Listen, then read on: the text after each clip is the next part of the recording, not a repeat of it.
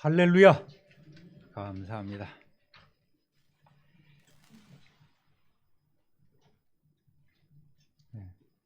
어려울 때 여러분 얼굴 뵈니까 또 비대면 예배에 준해서 예배 드린다고 했는데도 불구하고 이렇게 나와주신 여러분 참 감사를 드립니다. 따라해 보겠습니다. 복음에는 살 길이 있습니다. 지난주 우리는 하나님의 영에 감동된 사람이라는 제목으로 하나님께서 이루고자 하시는 그 비전을 위해서 이방인, 노예, 죄수의 몸에서 일약 대제국 애굽의 총리 대신으로 급상승된 요셉의 삶을 살펴보았습니다. 하나님께서는 인류 구원을 위한 원대한 계획을 세우시고 이제 그 선한 일들을 구체화시켜 가고 계십니다. 하나님의 그 치밀한 계획에 따라서 30년 인생살이 동안 요셉은 그 누구보다도 극한 풍상을 견디면서 정말 롤러코스터를 타는 그의 인생이었죠. 연단을 받아야만 했습니다. 그리고 하나님의 뜻대로 애굽의 총리 대신으로 세워졌습니다. 하나님께서 쓰고자 하시면 하나님께서 지혜와 능력을 공급해 주십니다. 하나님의 영에 감동된 사람은, 성령에 충만한 사람은 비록 이 세상에서 살아가고 있지만 그 삶은 구별되고 또 존중받고 높임을 받게 됩니다. 여기서 높임이라는 것이 꼭 세상적 지위나 출세를 이야기하는 것이 아닙니다. 주위 사람들에게 감동을 주고 선한 영향을 주는 삶이 되는 것입니다. 그 사람만 만나면 즐겁고 속마음을 털어놓고 싶고 의지가 되고 주님을 만난 듯한 기쁨이 있는 사람, 이런 사람이 성령에 충만한 사람입니다. 우리 모두가 그러한 성령의 사람 되시기를 우리 주님의 이름으로 다시 한번 축복합니다. 성도라고 하면서 가족에게 인정받지 못하고 세상 사람들에게도 손가락질 받는 그런 삶이라면 하나님께도 결코 쓰임받지 못합니다. 하나님의 성령에 충만하면 그때서야 비로소 하나님께서는 당신의 일에 사용하십니다. 이때 우리는 중요한 것 있어요. 주님, 저는 다만 주님의 도구일 뿐입니다 라는 고백을 하며 오직 하나님께만 영광을 돌려야 합니다. 사랑하는 성도 여러분, 구주 예수 그리스도의 피로 자녀된 우리는 한순간도 허투루 살아서는 안 됩니다. 언제나 경결하여 내 마음 성전 삼고 계시는 성령님으로 충만한 저와 여러분 되시기를 우리 주님의 이름으로 축원합니다. 266장 불러보겠습니다. 죄악 세상 이김으로 거룩한 길 가는 나의 마음 성전 삼고 주께서 계시네. 찬송하세 주의 보혈 그 샘에 지금 나아가 죄에 깊이 빠진 이 몸 그 피로 씻어 맑히네. 할렐루야. 죄악 세상 이김으로 거룩한 길 가는 나의 마음을 주님께서 성전 삼고 계신다는 사실입니다. 저와 여러분이 주님 계시는 성전됨을 믿습니까? 그러면 그 몸을 함부로 굴려서는 안 돼요. 그 생각조차도 우리의 뜻대로 해서는 안 됩니다. 예배 시간에 여러분 온전히 주님만 바라보시기를 바랍니다. 예배 드리고 실패하는 인생 되지 마십시오. 따라합니다. 복음은 믿어야 복음이 됩니다. 그렇죠? 바로가 도저히 해석할 길이 없는 괴이한 꿈을 꾸었을 때에 하나님께서는 요셉을 만나게 하셨습니다. 이때 바로가 아니 이 땅에 인재가 없어서 이방인 죄수를 데려와서 그의 말을 듣게 하는가? 역정을 내고 물리쳤다면 내쳤다면 그와 그의 나라는 망해버리고 말았을 것입니다. 그런데 바로는 마음문을 열고 요셉의 말에 귀를 기울였습니다. 그리고 완벽한 요셉의 해몽에 감탄하면서 그 신적 지혜를 인정할 수밖에 없었죠. 그리고 그가 가졌던 모든 두려움과 의심과 근심의 안개가 완전히 사라져버리고 말았습니다. 38절 39절 보면 함께 읽어보겠습니다. 우리 수정이가 한번 읽어볼까요? 38절 39절.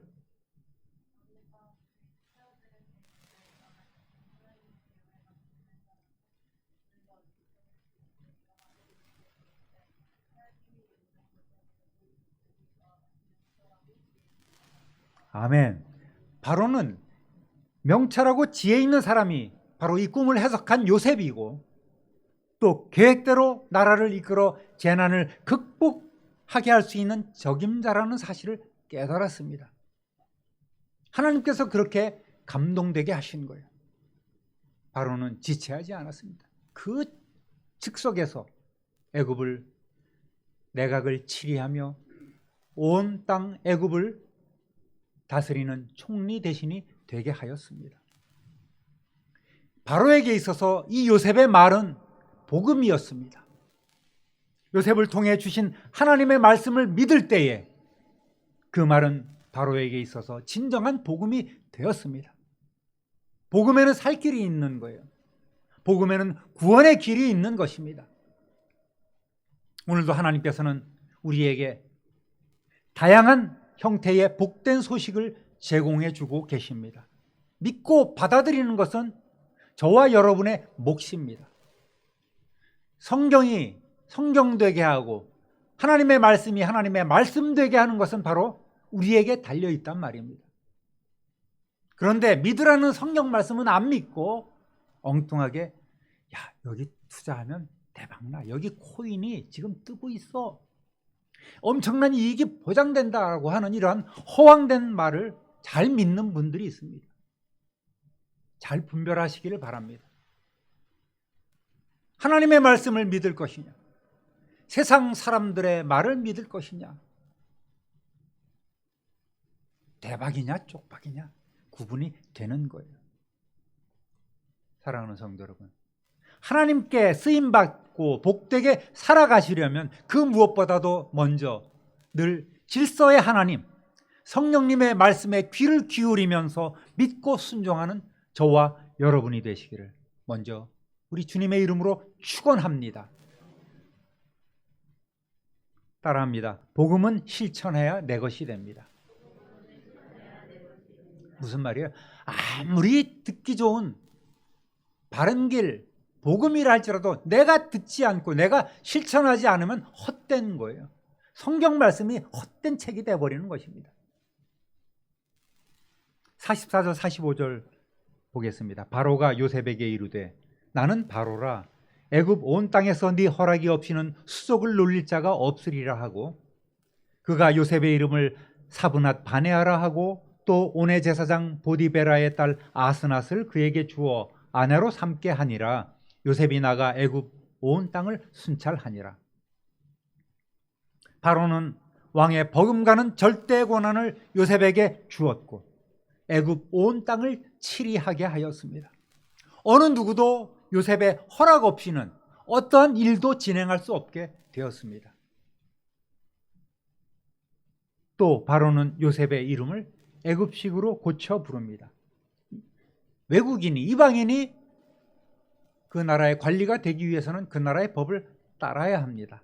사브넷 바네아라는 말은 그 신이 말하고 그가 산다, 이런 원뜻이 있습니다. 또 약간 의역을 하면 비밀의 계시자, 세상의 구원자 등등 여러 가지 뜻으로 해석을 할 수가 있습니다.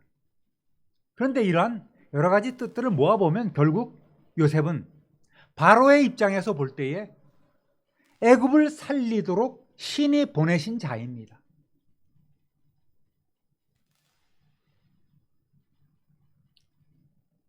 바로는 그 다음으로 요셉을 애굽의 종교적 권력을 가지고 있던 태양신 라의 제사장 보디베라의 딸을 주어 가정을 이루게 합니다.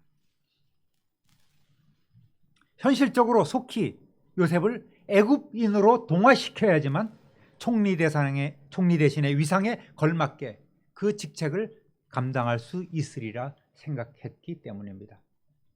요셉은 정치 권력도 갖게 되었고 종교적으로도 무시할 수 없는 그 지위에 올라가게 된 것입니다. 그런데 사실 여기서 보면 우리가 이해가 안 되는 부분이 있긴 합니다. 요셉의 할아버지 이삭에게 또 아버지 야곱은 이방 여인을 취하지 않고 친족 중에서 아내를 맞이했습니다. 이방 신을 섬기는 그 풍토에 있는 이들을 며느리로 삼지 않고 아브라함은 멀리 아들 이삭을 위해서 고향 땅에서 아내를 얻어오게 하였습니다. 그렇다면 요셉 역시 이방 여인을 맞이하는 것, 이거는 그 땅에서 피할 수는 없어도 최소한 대표 우상 숭배자의 딸을 아내로 얻는 것은 거부해야 되지 않을까 이렇게 생각할 수 있겠습니다. 왕이시여, 차라리 다른 정치적 영향력을 가진 사람의 딸을 제게 주십시오. 이렇게 요청할 수도 있었을 것입니다. 그런데 요셉은 묵묵히 그의 뜻을 따랐습니다. 왜 그랬을까요? 하나님은 이것조차 허락하신 거예요. 예수님의 족보에도 이방 여인들이 등장하듯이 혈통이 중요한 게 아니란 말입니다. 흔들리지 아니하는 이 요셉의 신앙 됨됨이를 알고 계셨기 때문에 하나님은 이 애굽 땅에서 요셉의 삶을 다 허락해 주셨습니다. 나중에 요셉이 낳은 두 아들이 그 이름이 히브리식으로 지어진 것을 보면, 그리고 그의 이름을 통해서 요셉의 신앙 고백을 한 것을 보면 우리는 잘 알 수 있단 말입니다. 50절에서 52절까지 보면 흉년이 들기 전에 요셉에게 두 아들이 나되 곧 온의 제사장 보디베라의 딸 아스낫이 그에게서 낳은지라.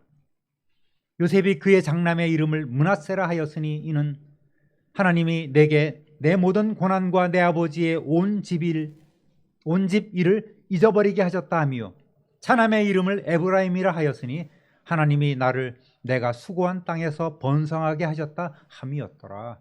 아멘. 요셉은 이렇게 애굽의 권력자로 오르기까지 형제들에게 버림받고 애굽으로 팔려와서 13년 동안이나 죄수로 노예로 살아온 자신을 회고하면서, 그럼에도 불구하고 그동안에 겪어온 모든 고난과 형제들의 만행을 잊게 해주신 하나님을 찬양한다는 의미로 첫째 아들의 이름을 므낫세로 지었습니다.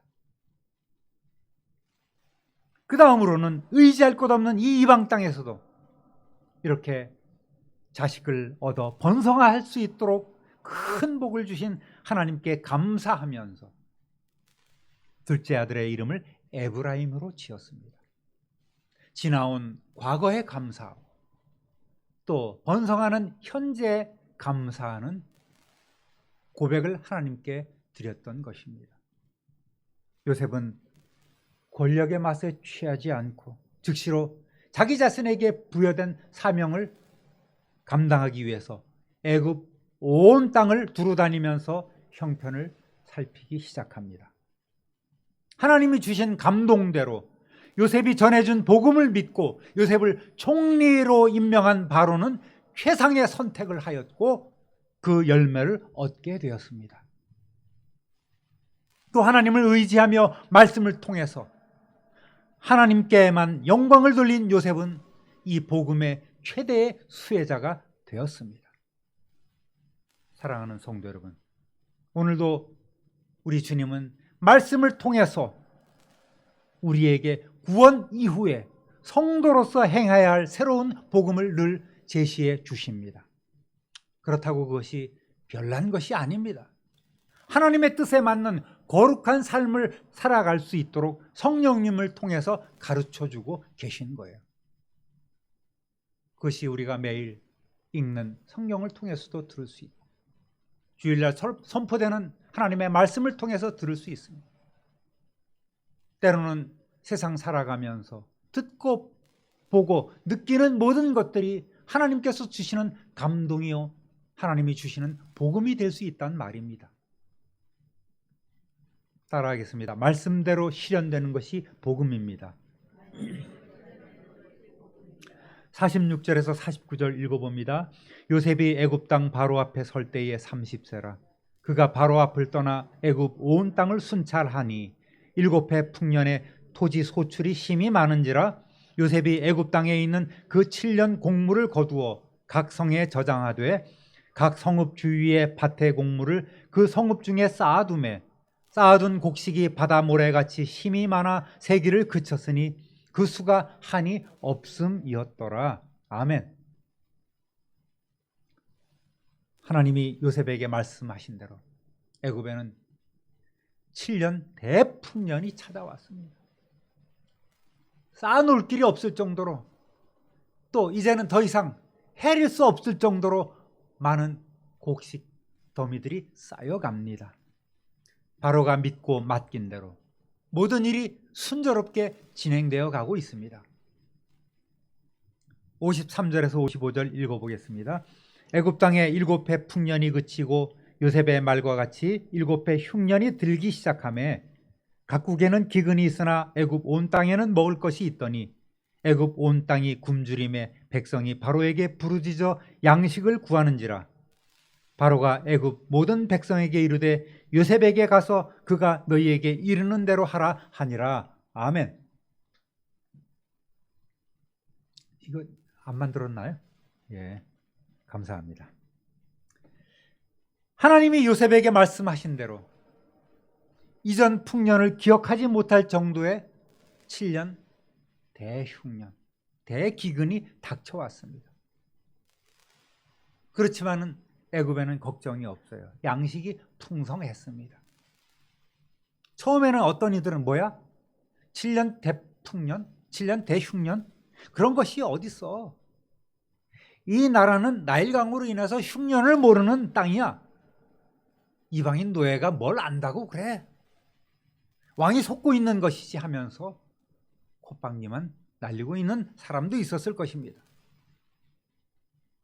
또 갑자기 자신들을 뛰어넘어 모든 권력을 가져간 이 요셉을 질투하고 시기하는 이들도 분명히 있었을 것입니다. 애굽의 우상 숭배자들은 자기 자신들의 신이 더 위대하다고 떠들었을지도 모릅니다. 여호와? 그런 신이 어딨어? 이 나라에는 라신이 최고야. 이 나라에는 아피스라는 신이 최고야. 각종 그 애굽의 다양한 신들을 올리면서 하나님을 무시하는 이들도 있었을 것입니다. 또 7년 동안이나 계속되는 풍년에 긴장의 끈을 놓아버리고 흥청대는 이들도 있었을 것입니다. 그럼에도 불구하고 하나님이 정하신 하나님의 역사는 계속해서 진행됩니다. 세상 사람들이 아무리 믿음이 없어도 하나님을 믿지 않아도 하나님의 역사는 오늘도 그 시간이 도도히 흘러가고 있는 것입니다. 양식이 풍성한 애굽 땅에 살아도 준비도 없고 생각이 없는 이들은 이제 진행되는 흉년으로 인하여 고통을 받기 시작합니다. 이 대기근은 애굽 온 땅을 넘어서 그 지역의 이웃 나라까지 당시로 얘기하면 세계 전역으로 번지기 시작합니다. 56절 57절 읽어봅니다. 온 지면에 기근이 있음에 요셉이 모든 창고를 열어 애굽 백성에게 팔세. 애굽 땅에 기근이 심하며 각국 백성도 양식을 사려고 애굽으로 들어와 요셉에게 이르렀으니 기근이 온 세상에 심함이었더라. 아멘.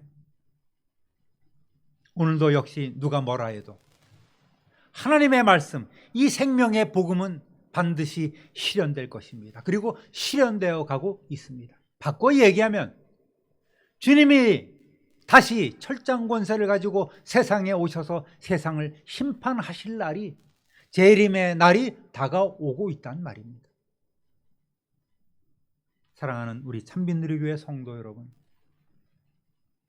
하나님께는 이미 저와 여러분을 하나님의 자녀로 삼아 주시고 우리는 그러한 지위를, 직분을 얻게 되었습니다. 여러분, 애굽 총리가 더 높습니까? 하나님 나라의 왕과 제사장이라는 직분이 더 높습니까? 네?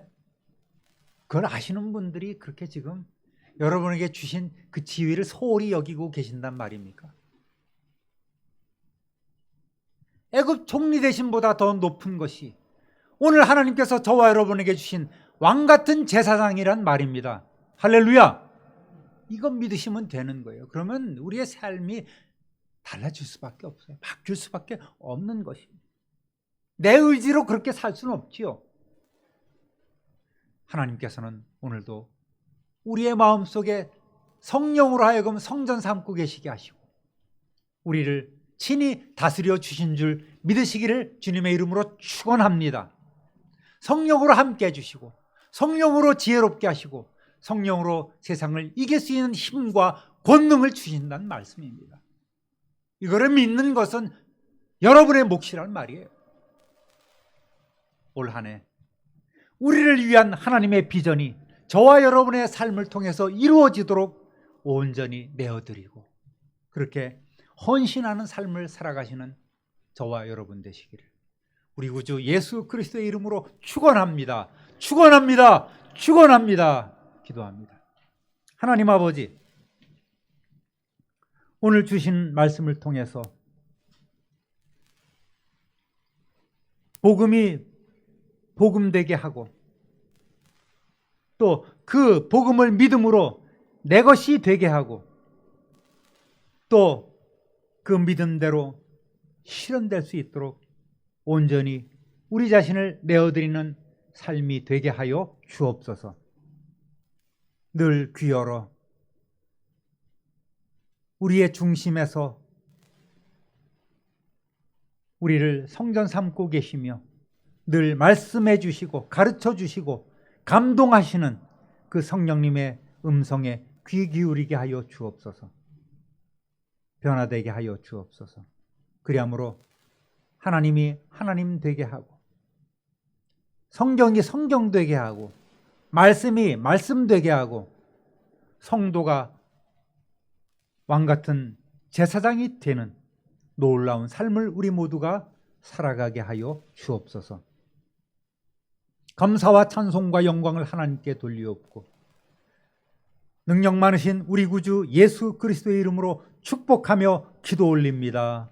아멘.